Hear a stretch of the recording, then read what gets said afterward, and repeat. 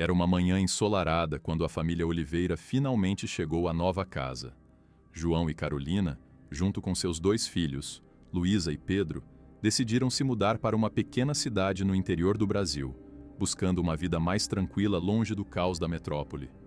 A casa, um casarão antigo e imponente, parecia perfeita à primeira vista. Localizada em uma colina, com vista para vastos campos verdes, o imóvel era uma verdadeira oportunidade, vendido a um preço incrivelmente baixo. Carolina, encantada com a arquitetura colonial da casa, sentia que ali seria o lugar ideal para criar os filhos. Os cômodos eram amplos, as janelas grandes deixavam o sol invadir a casa, e um ar de tranquilidade parecia pairar no ar. No entanto, João, desde o primeiro momento em que pisou na casa, não se sentiu à vontade. Algo parecia fora de lugar. Ele atribuiu a sensação ao cansaço da mudança e não comentou nada com sua esposa. Enquanto exploravam os cômodos, Luísa, de 12 anos, ficou fascinada com o sótão. Subiu rapidamente as escadas de madeira que rangiam a cada passo, como se estivessem guardando segredos há muito tempo esquecidos. No fundo do sótão, encontrou uma velha cadeira de balanço e uma pequena boneca de porcelana, com o rosto levemente rachado, como se tivesse sido deixada ali por uma antiga moradora. Que estranho, pensou a menina, mas como toda criança curiosa, resolveu levar a boneca para seu quarto. O primeiro dia foi marcado pela agitação da mudança. Móveis foram posicionados, caixas foram abertas, e ao cair da noite, a família estava exausta. Carolina preparou um jantar simples, e todos se sentaram ao redor da mesa para a primeira refeição no novo lar. A conversa era descontraída até que, de repente, um estrondo ecoou pela casa. Um barulho pesado, como se algo muito grande tivesse caído no andar de cima. Todos se entreolharam. João rapidamente subiu as escadas para ver o que havia acontecido, mas não encontrou nada fora do lugar. "O vento, talvez", disse, tentando tranquilizar a família. Mas no fundo, ele sabia que aquele som não tinha sido causado pelo vento. Carolina, ainda que desconfiada, preferiu não insistir. "Foi só nossa imaginação", disse ela, tentando encerrar o assunto. Naquela primeira noite, no entanto, o descanso que tanto esperavam não veio. Cada membro da família, em seus respectivos quartos, teve uma noite inquieta. Pedro, de apenas 8 anos, acordou no meio da madrugada com a sensação de que alguém o observava. Sentia um peso estranho no ar, como se não estivesse sozinho. Ele cobriu o rosto com o cobertor, tentando ignorar o medo crescente em seu peito. Enquanto isso, no quarto de Luísa, a boneca que ela havia encontrado no sótão estava posicionada em uma prateleira próxima à cama. Durante a madrugada, a menina foi acordada por um som suave, quase imperceptível, como um sussurro vindo da direção da boneca. Ao abrir os olhos, viu a boneca caída no chão, seus olhos de vidro voltados diretamente para ela. Assustada, Luísa correu para o quarto dos pais, mas Carolina, ainda meio adormecida, tentou acalmá-la. "Foi só um pesadelo, querida." Na manhã seguinte, o clima na casa estava estranho. João notou que as portas e janelas estavam entreabertas, mesmo tendo certeza de que as fechou na noite anterior. Luísa se recusava a voltar para o quarto, e Pedro parecia mais calado do que o normal. Carolina, por sua vez, sentia uma leve dor de cabeça que não conseguia explicar. Algo definitivamente não estava certo. Conforme os dias passavam, pequenos acontecimentos foram se tornando mais frequentes. Objetos desapareciam e reapareciam em lugares inusitados. Portas se trancavam sozinhas. O som de passos podia ser ouvido à noite, embora ninguém estivesse acordado. Carolina tentou, sem sucesso, encontrar uma explicação racional para os eventos.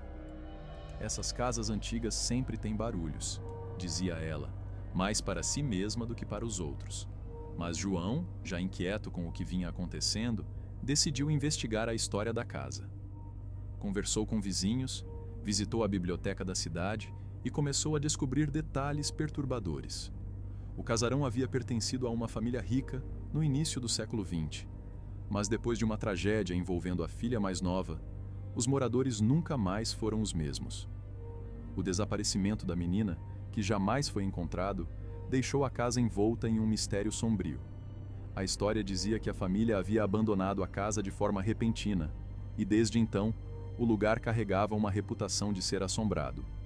João não mencionou suas descobertas para Carolina, temendo que ela quisesse se mudar de novo. Mas os eventos sobrenaturais estavam apenas começando. A casa parecia ter sua própria presença, uma força invisível que observava cada movimento da família Oliveira. As semanas que seguiram a mudança da família Oliveira foram marcadas por um aumento considerável de eventos estranhos. O que antes eram apenas barulhos e objetos fora do lugar, agora se tornava cada vez mais perturbador. A sensação de estar sendo observado já não era algo ocasional. Era constante. João, que inicialmente tentou racionalizar o que acontecia, começou a sentir que algo ou alguém estava manipulando os acontecimentos dentro da casa. Uma noite, Carolina estava sozinha na cozinha preparando o jantar, quando sentiu um arrepio percorrer sua espinha. O ambiente, que minutos antes estava acolhedor e iluminado, de repente pareceu frio, quase gélido. A janela ao lado dela começou a bater suavemente, mesmo fechada. Olhou em volta e viu que a mesa estava coberta de uma fina camada de poeira. Algo impossível, já que ela a havia limpado naquele mesmo dia. Antes que pudesse reagir, um vulto escuro, à distância, passou rapidamente pelo corredor.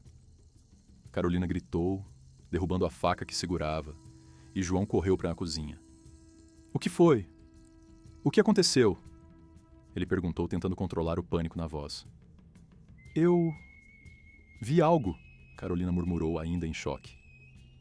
"Era como uma sombra, mas não era uma pessoa. Eu tenho certeza." João tentou acalmá-la, mas por dentro, ele sabia que algo estava terrivelmente errado. Naquela mesma noite, o casal decidiu que não podiam mais ignorar os sinais. Luísa, que antes era uma menina alegre e extrovertida, agora estava reclusa e constantemente assustada. E os pais notavam que seu humor mudava drasticamente sempre que ela estava perto da boneca do sótão. Pedro, por sua vez, tinha crises de pânico à noite, acordando chorando e dizendo que alguém estava no quarto com ele. Eles precisavam resolver isso antes que algo pior acontecesse. Desesperado por respostas, João decidiu visitar um antigo conhecido, o Padre Miguel, que morava na cidade vizinha. Padre Miguel era conhecido ajudar famílias com problemas espirituais e tinha uma certa reputação por lidar com eventos sobrenaturais. Quando João lhe contou sobre os acontecimentos, o padre imediatamente sugeriu que a casa poderia estar carregando alguma energia residual ou presença maligna. "João, eu já ouvi histórias sobre essa casa antes", disse o padre, com um tom grave. "Muitas famílias não duraram muito tempo por lá. Há relatos de tragédias inexplicáveis e de espíritos que ainda vagam por aqueles corredores. Se vocês querem continuar lá, precisam de proteção." O padre sugeriu que fosse até a casa para abençoá-la, mas advertiu que poderia ser necessário mais do que apenas uma bênção. Essas forças, se forem malignas, podem estar presas ao local por algum motivo. Algo aconteceu lá que precisa ser resolvido, ou eles continuarão a atormentar vocês. Enquanto isso, na casa, Carolina começou a perceber um padrão nos eventos sobrenaturais. Os estranhos fenômenos pareciam sempre se intensificar perto do entardecer, principalmente no quarto de Luísa. A boneca, que a princípio parecia inofensiva, agora a deixava profundamente desconfortável. Sempre que a via, sentia uma presença pesada, como se houvesse olhos invisíveis observando cada movimento. Certa noite, Carolina resolveu se livrar da boneca. Esperou até que todos estivessem dormindo e pegou o brinquedo, com a intenção de jogá-lo fora. Desceu até o quintal e a jogou em uma lata de lixo. Sentiu um alívio imediato, mas, ao retornar para o quarto, algo terrível aconteceu. A porta do quarto de Luísa bateu com força, trancando-se sozinha. De dentro, a menina começou a gritar desesperada. "Ela está aqui! Ela está aqui!" gritava Luísa, enquanto batia na porta, implorando para sair. João e Carolina tentaram de tudo para abrir a porta, mas parecia como se uma força invisível a mantivesse trancada. Depois de longos minutos, a porta finalmente se abriu sozinha. Luísa estava pálida, chorando e tremendo, e no meio do quarto, deitada no chão, estava a boneca que Carolina havia jogado fora minutos antes. Eu joguei ela fora", murmurou Carolina incrédula. A boneca estava ali, intacta, como se nunca tivesse sido movida. A partir desse ponto, ficou claro que o espírito ou força que assombrava Casas não queria que eles se livrassem da boneca. Os dias seguintes foram uma espiral de caos e medo. Os eventos sobrenaturais se tornaram cada vez mais violentos. As luzes piscavam, portas batiam, e Carolina chegou a ver marcas de mãos pequenas e ensanguentadas aparecendo nas paredes, apenas para desaparecerem segundos depois. A presença na casa estava ficando mais ousada e mais agressiva. Padre Miguel finalmente chegou à casa para realizar a bênção. Munido de água benta, crucifixos e orações, ele percorreu todos os cômodos. No entanto, assim que entrou no quarto de Luísa, onde a boneca estava, a atmosfera ficou densa, quase sufocante. O padre parou abruptamente e uma expressão de choque atravessou seu rosto. "Há algo muito forte aqui", disse ele com voz trêmula. "Essa boneca não é só um brinquedo. Ela está ligada a algo muito antigo, algo que ainda não foi resolvido. Vamos precisar de mais do que uma simples bênção." Enquanto o padre rezava, a casa começou a reagir. As paredes pareciam vibrar e os quadros caíam das paredes. A boneca, que estava inerte na cama, se moveu sozinha, virando a cabeça lentamente na direção de Luísa. Nesse momento, todos perceberam que a ligação entre a boneca e o espírito que habitava a casa era muito mais profunda do que imaginavam. Mas o que ninguém sabia ainda era o motivo dessa ligação. Qual seria a verdadeira história por trás daquela boneca? Por que a casa parecia tão impregnada por essa energia sombria? E, acima de tudo, como poderiam escapar dessa presença maligna antes que fosse tarde demais? Após a bênção mal sucedida, a tensão na casa Oliveira atingiu níveis insuportáveis. João, sempre cético, agora estava apavorado, mas sabia que não podiam simplesmente abandonar o lar. O investimento que haviam feito era significativo, e mudar-se outra vez não era uma opção imediata. Carolina, no entanto, estava à beira de um colapso emocional. A ideia de que algo invisível e maligno cercava sua família, especialmente seus filhos, a deixava sem sono, incapaz de pensar em outra coisa. Luísa, por sua vez, parecia cada vez mais conectada à boneca. Apesar do terror inicial, a menina começou a passar mais tempo sozinha no quarto, conversando com a boneca, como se fosse sua confidente. Certa tarde, Carolina subiu até o quarto da filha para chamá-la para o jantar e a encontrou sussurrando em voz baixa, com a boneca sentada à sua frente. "Com quem você está falando, querida?" perguntou a mãe, tentando não soar alarmada. Luísa se virou lentamente com um olhar distante e respondeu: "Ela disse que vai nos proteger. Você não precisa se preocupar, mamãe." Essas palavras fizeram Carolina gelar. Ela? A boneca? Carolina sabia que precisava fazer algo, mas quanto mais tentava se livrar do brinquedo, mais a situação piorava. O espírito parecia estar intimamente ligado àquele objeto, e removê-lo apenas intensificava a atividade paranormal na casa. Naquela noite, João, determinado a desvendar o mistério da casa, voltou à biblioteca da cidade. Ele havia encontrado registros antigos sobre a construção, mas ainda faltava uma peça-chave na história. Desta vez, ao vasculhar os arquivos, ele encontrou algo novo. Um diário, empoeirado e de capa gasta, que havia pertencido a uma mulher chamada Elisa, moradora da casa no início do século XX. O diário detalhava os últimos meses de vida de Elisa e revelava uma verdade aterradora.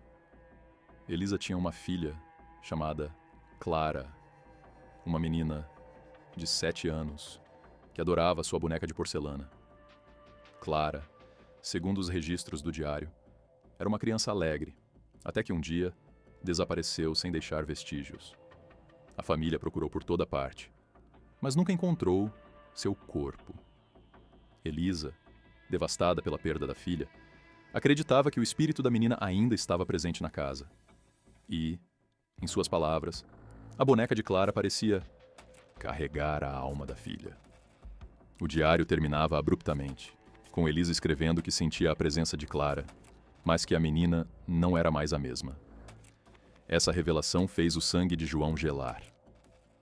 A boneca com a qual sua filha agora estava conectada era a mesma que havia pertencido à menina desaparecida. Se o espírito de Clara realmente habitava a casa, algo muito mais sombrio parecia estar acontecendo. De volta à casa, os eventos paranormais atingiram um novo nível de terror.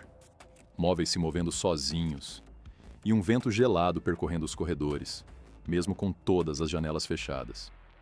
O ápice veio em uma noite em que Pedro, que até então havia sido o mais calado sobre os eventos, foi encontrado no corredor do andar de cima, em pé, de frente para a parede. Ele estava murmurando algo inaudível, como se estivesse em transe. Quando João e Carolina o chamaram, ele não respondeu. Foi apenas ao tocá-lo que ele despertou, gritando de pavor, sem se lembrar de como havia chegado ali. Foi nesse momento que Carolina tomou uma decisão. Eles precisavam se livrar da boneca de uma vez por todas, mas dessa vez não fariam isso sozinhos. Ela chamou o padre Miguel novamente, implorando por uma solução definitiva. O padre concordou em realizar um ritual de exorcismo, algo muito mais intenso do que a simples bênção que ele havia feito anteriormente. O objetivo era cortar qualquer ligação entre o espírito de Clara e a boneca. Quando o padre chegou, a atmosfera na casa estava quase insuportável. Havia uma energia pesada no ar, como se algo maligno estivesse à espreita. Ele trouxe consigo velas, água benta e um crucifixo, além de um livro de orações específicas para expulsar espíritos. O ritual começou no quarto de Luísa, onde a boneca estava colocada no centro do círculo de velas. Padre Miguel começou a rezar em latim, aspergindo água benta ao redor da boneca.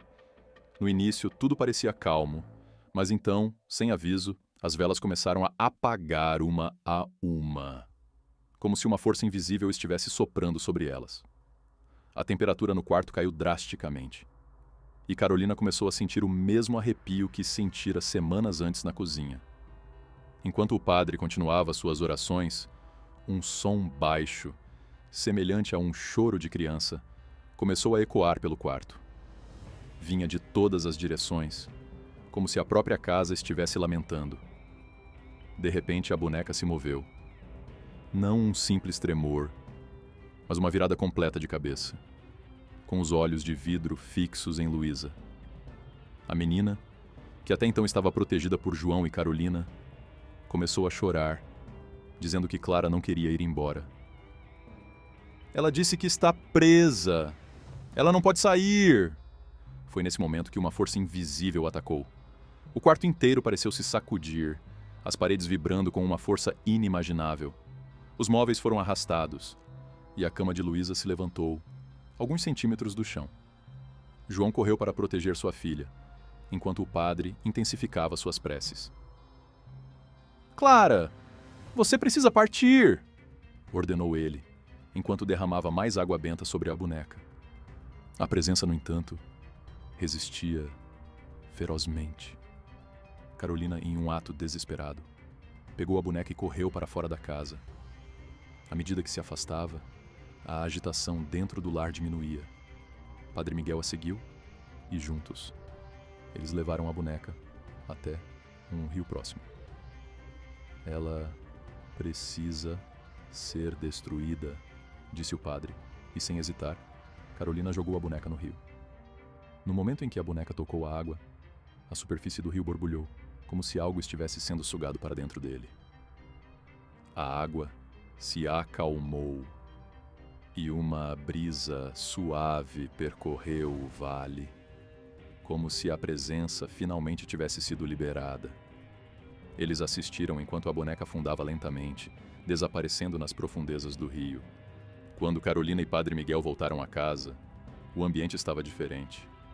A sensação de peso, de algo sombrio e malicioso, havia desaparecido.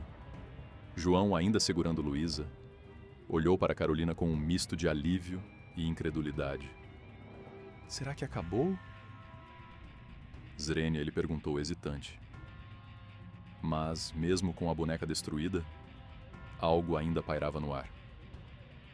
Eles estavam prestes a descobrir que o espírito de Clara talvez não fosse o único a habitar aquela casa. Com a boneca destruída e a atmosfera da casa aparentemente mais leve, a família Oliveira começou a se recuperar dos eventos aterrorizantes que haviam experimentado. Os dias que se seguiram ao ritual foram marcados por um silêncio estranho, quase desconcertante. A casa parecia mais calma, como se tivesse finalmente se livrado de uma presença opressora. Mas no fundo, João e Carolina sabiam que não podiam baixar a guarda completamente. O que haviam vivido era muito intenso para ser simplesmente esquecido. Os primeiros sinais de alívio vieram com as crianças. Luísa, que até então parecia estar sob uma influência misteriosa, começou a voltar ao seu comportamento normal. As risadas que antes haviam sumido da casa começaram a ecoar novamente. E Pedro, que antes passava as noites em claro com medo, agora dormia tranquilamente. João e Carolina estavam determinados a seguir em frente e esquecer tudo o que havia acontecido, acreditando que o pior já havia passado. Mas as noites ainda reservavam uma sensação estranha. Às vezes acordava no meio da noite com a sensação de que alguém estava parado ao pé de sua cama, resultado dos eventos traumáticos recentes. João, por outro lado, começou a ter pesadelos recorrentes com o rio onde a boneca fora jogada. Em seus sonhos, ele via a boneca emergir lentamente da água, com os olhos vazios e inexpressivos, como se algo ainda estivesse incompleto. Foi em uma dessas noites que Carolina acordou com um som vindo do andar de baixo. Era um barulho suave, quase como um sussurro, mas distinto o suficiente para tirá-la do sono profundo. Ao descer as escadas, ela encontrou a sala de estar mergulhada em uma penumbra perturbadora. A sensação de alívio que sentira nos últimos dias desapareceu em um instante. Ao se aproximar da cozinha, ela ouviu novamente aquele sussurro, dessa vez mais alto, como se alguém estivesse chamando seu nome. Carolina. A voz sibilava, baixa e insistente. Seu coração acelerou. Ela olhou em volta, tentando encontrar a origem do som, mas não havia ninguém. A casa estava escura, as janelas fechadas, e o vento do lado de fora fazia as árvores do quintal se agitar de maneira inquietante. Algo estava errado, muito errado. No dia seguinte, Carolina contou a João sobre a experiência, e ele, relutante, revelou que também vinha tendo pesadelos com a boneca. Decidiram que não podiam mais ignorar os sinais. Embora a boneca tivesse sido destruída e havia algo mais na casa que não havia sido resolvido. Algo que estava conectado à história trágica de Clara e sua família. João voltou à biblioteca para buscar mais respostas. Se a boneca era apenas uma parte da história, o que mais poderia estar assombrando aquele lugar? Durante sua pesquisa, ele encontrou registros de outros eventos estranhos que haviam acontecido com famílias que moraram na casa nas décadas seguintes ao desaparecimento de Clara. Uma família, em particular, havia relatado visões de uma menina vagando pelos corredores à noite, sempre olhando para a porta do sótão. Essa nova informação fez João perceber algo que havia ignorado. O sótão. Desde a mudança, o espaço não tinha sido mais utilizado pela família, exceto quando Luísa encontrou a boneca. Ele agora se perguntava se aquele lugar guardava mais segredos do que eles imaginavam. Naquela mesma tarde, decidido a acabar de vez com o mistério, João subiu as escadas que levavam ao sótão. As tábuas rangiam sob seus pés, e o cheiro de mofo no ar era quase sufocante. A pequena janela no fundo do sótão permitia a entrada de uma luz fraca, criando sombras longas e inquietantes no chão. Com uma lanterna nas mãos, ele começou a inspecionar o lugar. Atrás de velhos móveis cobertos por lençóis e caixas empoeiradas, João encontrou algo que congelou seu sangue. Uma pequena porta de madeira, quase imperceptível, estava escondida atrás de um armário antigo. A porta era baixa, como se tivesse sido feita para uma criança, e parecia não ser aberta há décadas. Tremendo, ele estendeu a mão para a maçaneta que estava fria e enferrujada. Ao girá-la, a porta se abriu com um rangido agoniante, revelando um pequeno compartimento secreto. Dentro, João encontrou um baú. Era um baú antigo, coberto de teias de aranha e com um cadeado enferrujado. Algo dentro de si dizia que ali estavam as respostas que ele tanto procurava. Usando uma chave de fenda que havia trazido consigo, João forçou o cadeado, até que ele se partisse. Quando abriu o baú, o ar no sótão pareceu ficar ainda mais denso. Dentro do baú, havia roupas infantis antigas, todas pertencentes a Clara. Mas o que mais chamou a atenção de João foi um caderno, envelhecido e com as bordas gastas. Era o diário de Elisa, a mãe de Clara, que ele já havia lido antes, mas com páginas que haviam sido removidas e estavam escondidas naquele baú. Ao folhear as páginas, João descobriu a verdade que mudaria tudo. As últimas anotações de Elisa revelavam que Clara, sua filha, não havia desaparecido. Elisa a havia escondido no sótão, presa, por acreditar que a menina estava possuída por uma entidade maligna. O espírito de Clara, ou o que quer que estivesse nela, havia se tornado violento, atacando membros da família e causando tragédias. No desespero de salvar sua filha, Elisa a trancou naquele quarto secreto, acreditando que poderia de alguma forma livrá-la da maldição. Mas Clara nunca foi libertada. Ela morreu naquele sótão, sozinha, sem que ninguém soubesse. Seu espírito, cheio de raiva e dor, permaneceu preso ali, ligado à boneca que ela tanto amava. O espírito não queria apenas vingança. Ele queria justiça pelo que havia acontecido. João sentiu um calafrio percorrer sua espinha. Ao terminar de ler o diário, um som baixo e abafado, como o de uma porta sendo fechada, ecoou pelo sótão. O ar ao seu redor ficou pesado, e a lanterna em suas mãos começou a falhar. Ele ouviu uma risada infantil, suave e perturbadora, ecoando pelo espaço vazio. Agora João sabia a verdade. Clara não estava em paz, e algo ainda precisava ser feito para libertá-la de verdade. Mas o que poderia ser feito? E como ele explicaria isso à sua família, que acreditava que o pior já havia passado? A revelação no sótão mudou tudo. João desceu as escadas com o diário em mãos, o rosto pálido e os pensamentos em turbilhão. Sabia que não poderia mais esconder de Carolina o que havia descoberto. Ao se aproximar da cozinha, onde ela estava preparando o jantar, suas mãos ainda tremiam. "Precisamos conversar", ele disse, com uma gravidade na voz que fez Carolina parar imediatamente o que estava fazendo. Sentados à mesa, ele contou a ela tudo.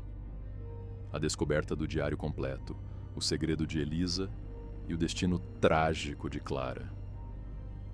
Carolina ouvia em silêncio, o rosto se contorcendo em horror à medida que João descrevia como a menina fora trancada no sótão, morrendo sozinha, seu espírito preso à boneca de porcelana que agora repousava no fundo de um rio.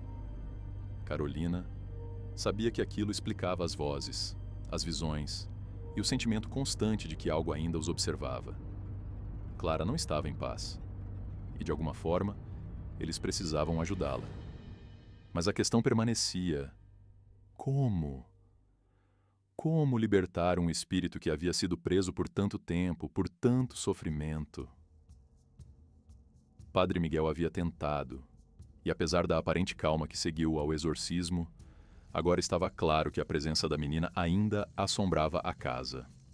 Decidiram que precisavam de ajuda. Alguém mais experiente no assunto do que o próprio padre. Na manhã seguinte, Carolina contatou uma senhora conhecida na cidade por suas habilidades mediúnicas.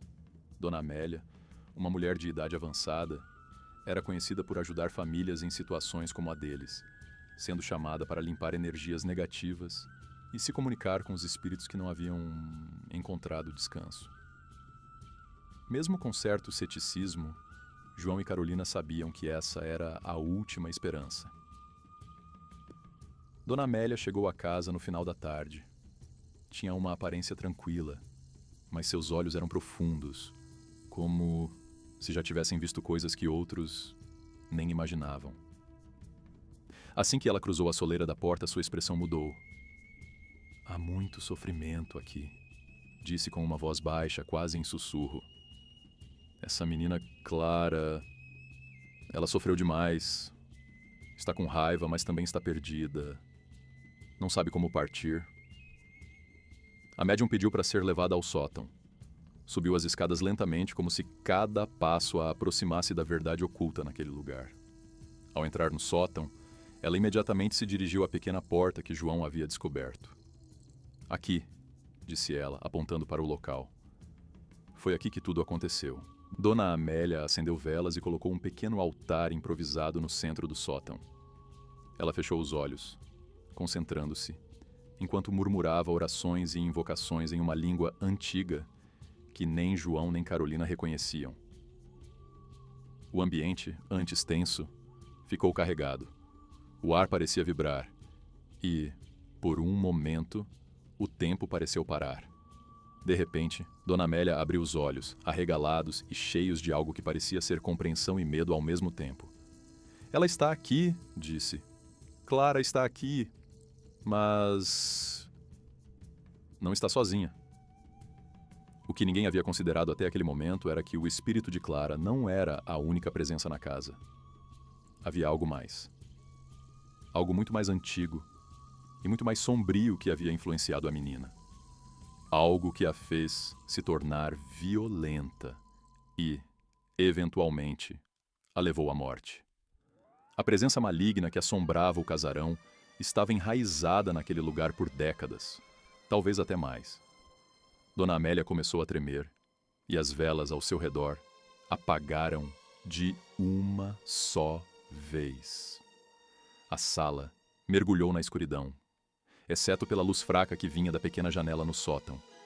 Ouvia-se um leve sussurro no ar, mas dessa vez não era a voz de uma criança. Era algo mais profundo, mais grotesco. A médium caiu de joelhos, a respiração pesada, enquanto tentava manter o controle sobre a entidade que agora estava se manifestando. "Vocês libertaram a boneca, mas o que a segurava ainda está aqui. Clara está presa a essa força. E se vocês não a ajudarem agora, ela nunca terá paz."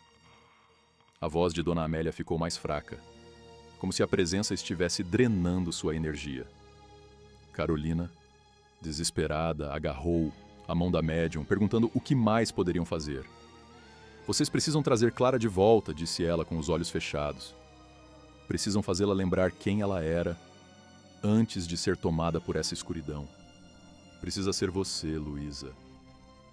Luísa, que até aquele momento havia ficado observando em silêncio ao lado de Pedro, olhou para a médium com uma expressão de confusão e medo.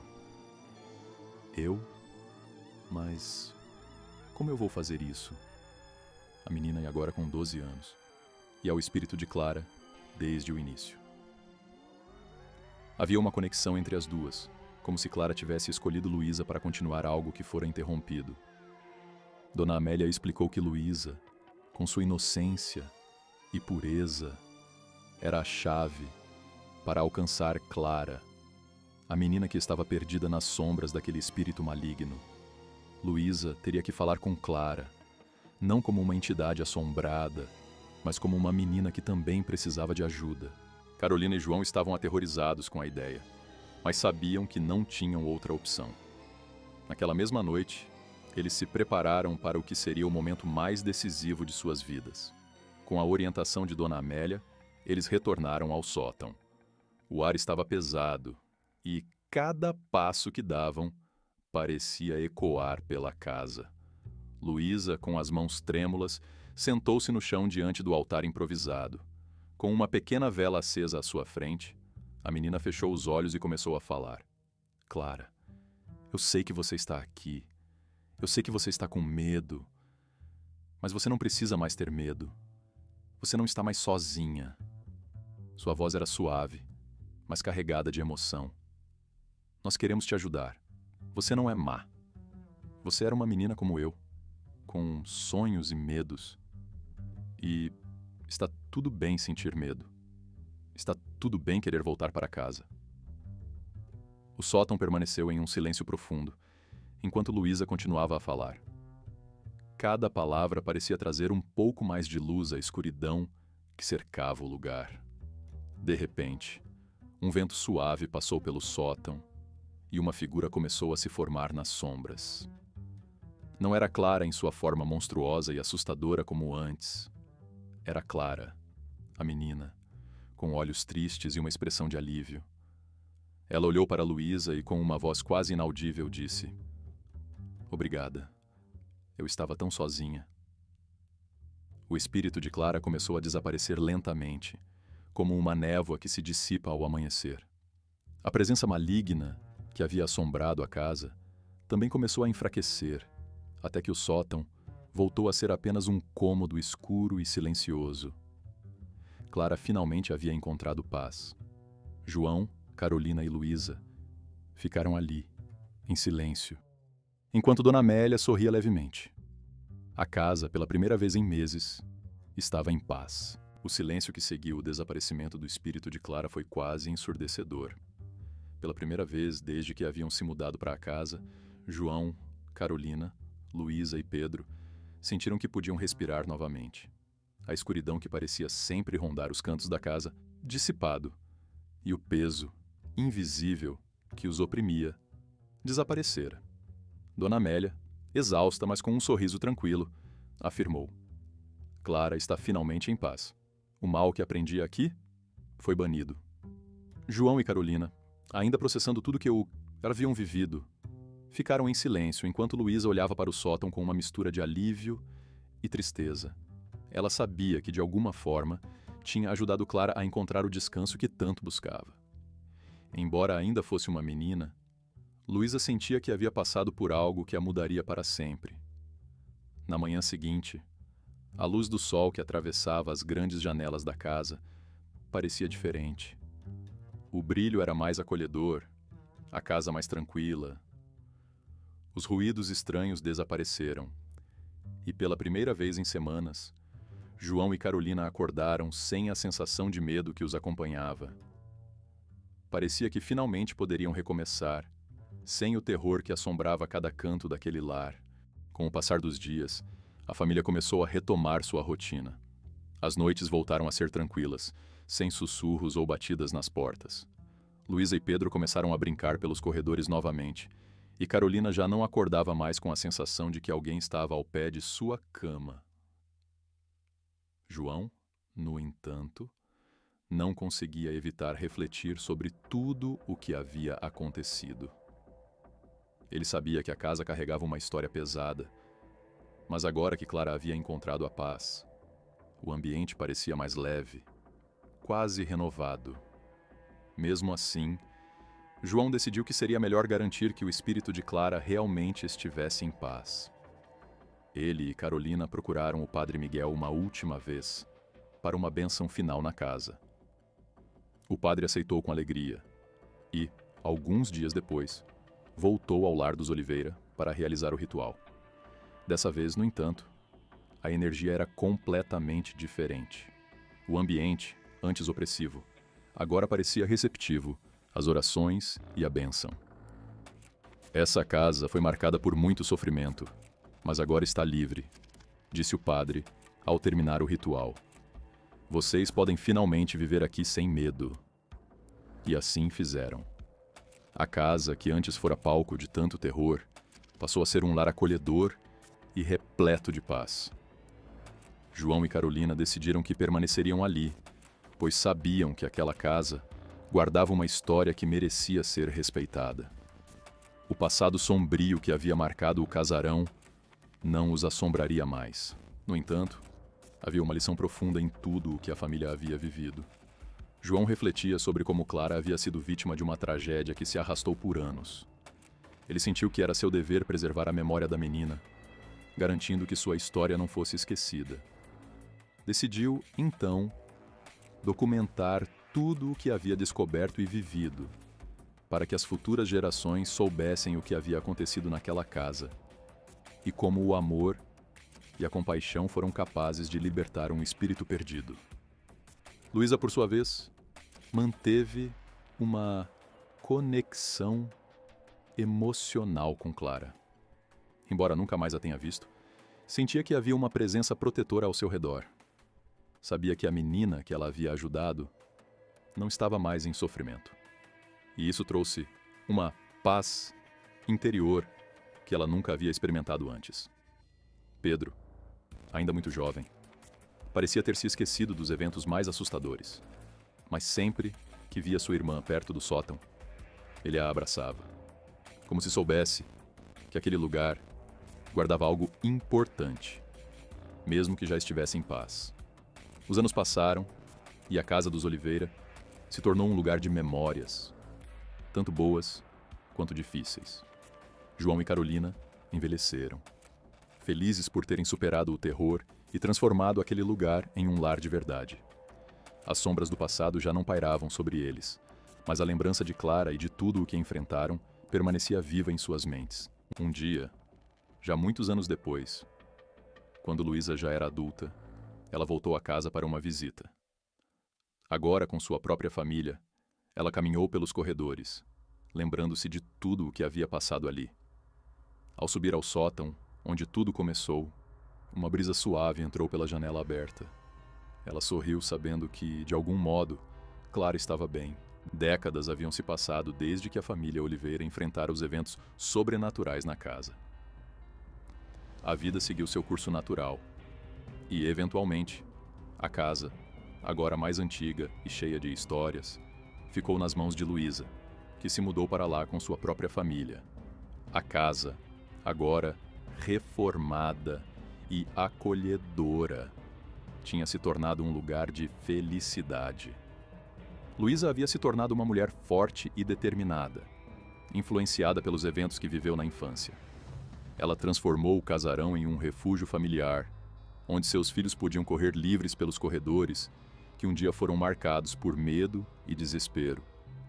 As cicatrizes do passado ainda estavam ali. Mesmo assim, sempre que Luísa olhava para o sótão, sentia uma leve melancolia.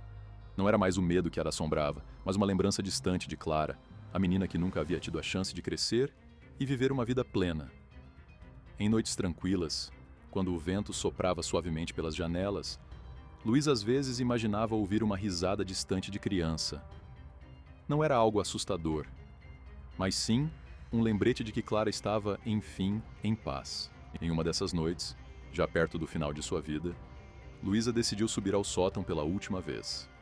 A pequena porta que antes abrigava os segredos mais sombrios da casa, agora parecia apenas um pedaço comum de madeira. Ao abrir a porta, sentiu o cheiro antigo de poeira e lembranças. Lá dentro, em uma das caixas esquecidas pelo tempo, ela encontrou um desenho antigo, rabiscado por mãos infantis. Era um retrato de uma boneca, e abaixo dela, escrito com letras infantis, estava o nome Clara. Luísa segurou o desenho por um longo momento, sorrindo tristemente. Era como se, de alguma forma, Clara tivesse deixado um último adeus, uma lembrança de sua breve presença no mundo. A brisa suave entrou pela janela do sótão, balançando levemente as cortinas.